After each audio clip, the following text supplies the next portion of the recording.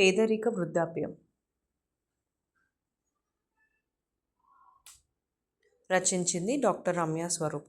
దేశమంతా దావానలంలా విస్తరించిన ఈ పేదరికం ధనికుల చిన్న చూపులను, అవమానాలను భరిస్తూ, రూపాయి బిళ్ళలో కోట్లను చూసుకుంటూ జీవించగా, ప్రతి రేయి మర్నాటి మంచికై ఆశతో గడపగా,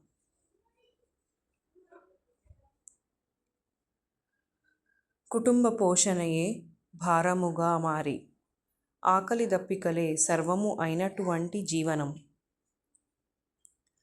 తమ పిల్లల చదువుల ఖర్చు కొండవలే కనిపియగా, తప్పులు చేయమని మది ప్రోత్సహించగా,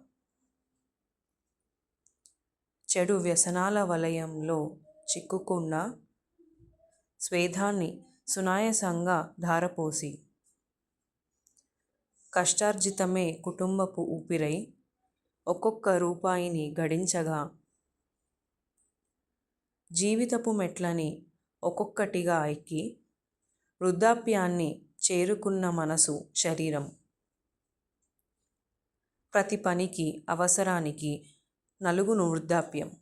తమ సంతానం కొత్తగా రెక్కలు వచ్చిన పక్షి వలె ఎగిరిపోగా,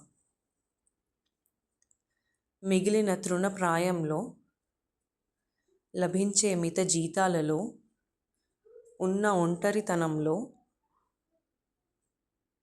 జీవించే కొద్దీ ఆరోగ్యంతో ప్రశాంతతయే పేదరికపు సంపదగా మారి, నిదానమే ప్రధానంగా రమ్యమైన జీవనాన్ని కొనసాగిస్తూ. ధన్యవాదములు.